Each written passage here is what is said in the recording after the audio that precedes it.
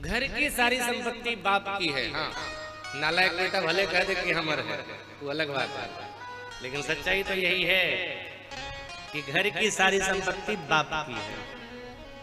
अच्छा, बाप ने ही लाया सब कुछ घर में, सारा सामान बाप का है। तुम्हारे लिए सब, तुम्हारी सुख सुविधाओं के लिए तुम्हारे लिए मिठाई लेकर के आया हो तुम्हारा बाप, ठीक है, उसने दिया तुम्हें।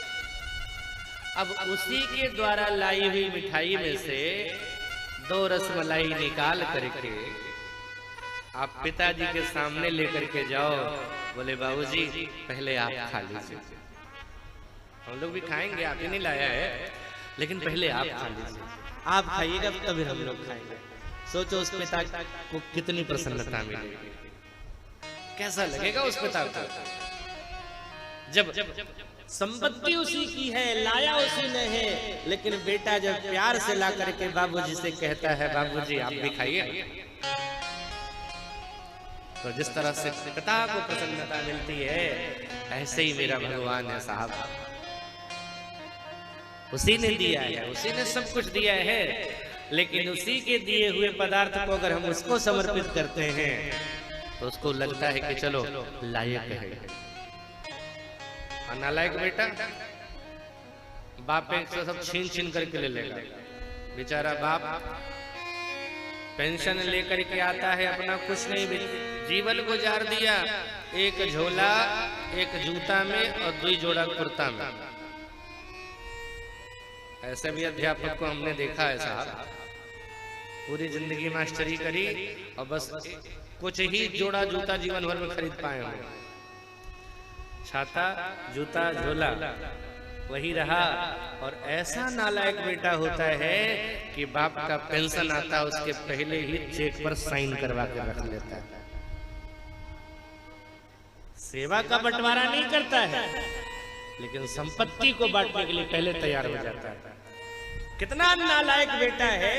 अरे साहब, एक माँ बाप ने कई बेटा और बेटियों को पाल पोस करके बड़ा कर दिया, लेकिन ये इतने नालायक बेटे हैं कि माँ बाप का भी बंटवारा करते हैं। 6 महीना तो रही है, 6 महीना हमारा। तुमको अगर 6 महीना किसी और के यहाँ भेज दिया होता तो कैसा लगता तुमको? कभी वो विचार करो। माँ बाप ने तुम्हारे लिए क्या कष्ट सहा, अपने जीवन के सभी सुखों को त्याग दिया कि मेरा बेटा प्रसन्न रहे। तुम्हारे आंख के आंसू से देखे नहीं जाते थे। बचपन में माँ तैयार होकर के, आज डायपर आ गया ना, माँ तैयार होकर के चलती थी और माँ अपने बच्चों को गोद में लेती थी और बच्चा गोद में ही उठाए हुए माँ के गंदा कर देता था, कपड़े गंदे हो जाते थे सुसु पोटी से, पर माँ ने कभी भी अपने बेटे को दुत्कारा नहीं, फेंका नहीं। और शरीर की अस्वस्थता के कारण अगर माँ बाप मल मूत्र का विसर्जन कहीं घर में कर देते हैं तो देखना उन बेटे और बहुओं के करामात क्या प्रतिक्रिया रहती है उनकी, सोचना करना। और कहते हो कि हम पर भगवान खुश हो जाए। सोचना कि जो काम तुम अपने माँ बाप के साथ कर रहे हो वही काम तुम्हारा बेटा अगर तुम्हारे साथ करेगा तो कैसा लगेगा। और साहब मैंने कहा ना, ये संसार है, जो करोगे वही मिलेगा। अगर तुमने अपने माँ बाप की सेवा करी है तो तुम्हारा बेटा भी तुम्हारी सेवा करेगा, और अगर तुमने अपने माँ बाप का निरादर किया है तो बेटा तुम्हारा वही देख रहा है, वही सीख रहा है। तुम अपने बच्चों को ज्ञान देते हो, भाई भाई से मिल करके रहना चाहिए, भाई भाई लड़ाई मत करो, और अपने भाई दोनों लाठी लेके तैयार हो लड़ने के लिए, संपत्ति के बंटवारे को लेकर। साहब, परिवार में, संबंध में बांटना होना, संपत्ति को मत बांटना साहब। अगर बांटना हो तो विपत्तियों को बांटना सीखो। जीवन में जो दुख आए ना, उस दुख को बांटना सीखो। आज सिर्फ अपने स्वार्थ के लिए लगे रहते हो। हमारा स्वार्थ सिद्ध हो जाए, हमारा काम बन जाए, हमारा काम बनता, अब बाकी जब सब भाड़ में जाए जनता। जब ये सोच विचार रखोगे कहीं जिंदगी सफल नहीं हो पाएगी। इसलिए धन्यवाद की प्रवृत्ति बनाओ।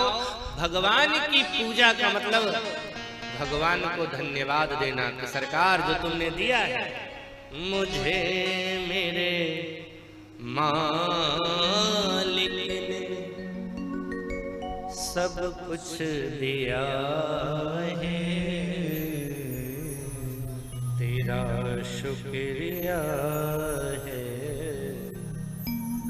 तेरा शुक्रिया है। ये जायदाद दी है, ये औलाद दी। साहब, संतान की प्राप्ति भगवान की कृपा है, तुम्हारे पुरुषार्थ का परिणाम नहीं है। जीवन गुजर जाता है, संतान के लिए लालसा करते रहते हैं। भगवान की कृपा होती है तभी संतान की प्राप्ति होती है। संतान मिला है समझ लो भगवान की कृपा है।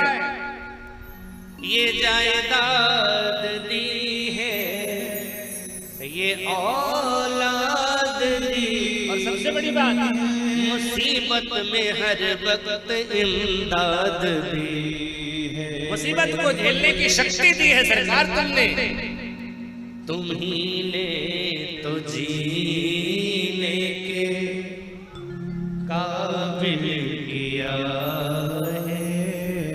इसलिए दाता तेरा शुक्रिया है, तेरा शुक्रिया। पूजा मतलब धन्यवाद सरकार। कभी शिकायत नहीं करी सुदामा ने, सरकार तेरा मित्र था ऐसी स्थिति हो गई। नहीं, क्या गिला करें हम उस परवरदिगार से, 100 से अगर बुरे हैं अच्छे हजार। लेकिन भगवान को लगा ये मुझे याद नहीं कर रहा है, इसलिए कहीं इसको लग रहा है कि मेरी गरीबी मुझे देख करके मेरे मित्र को क्लेश न होवे, इसलिए भगवान स्वयं रूप बदल करके सुशीला के घर पर जाकर के भिक्षा देने की आवाज लगाते। सुशीला आई, देखा भगवान को देखती रह गई, लेकिन सुशीला ने कहा सरकार पंडित जी हम दे नहीं सकते हैं। क्यों? बोले सूतक लगे। अच्छा ठीक है। 20 दिन के बाद फिर आ गया, फिर कह दिया सूतक लगे। फिर 1 महीने के बाद फिर आ गया, कुछ तो दो पंडित आए ना। बोले नहीं दे सकती महाराज, सूतक है। भगवान बोले पंडित आए नहीं देवे के तो पहले मना कर दो ना। अब कौन सा सूतक तुम्हारे घर में लगा हुआ है? अरे कोई पैदा होता है बच्चा तो भी 20 दिन का सूतक है, मरे तो भी 12-13 दिन का सूतक है, और तुम्हारे घर में कौन सूतक है जो उतरने का नाम नहीं ले रहा है? तब सुशीला ने हाथ जोड़ करके रोते हुए कहा महाराज हमारे घर में वो सूतक है जो जीवन पर्यंत नहीं उतरने का है, और वो सूतक है हमारी गरीबी का। हम बहुत गरीब हैं महाराज, हमारे घर में ऐसी कोई व्यवस्था नहीं है जो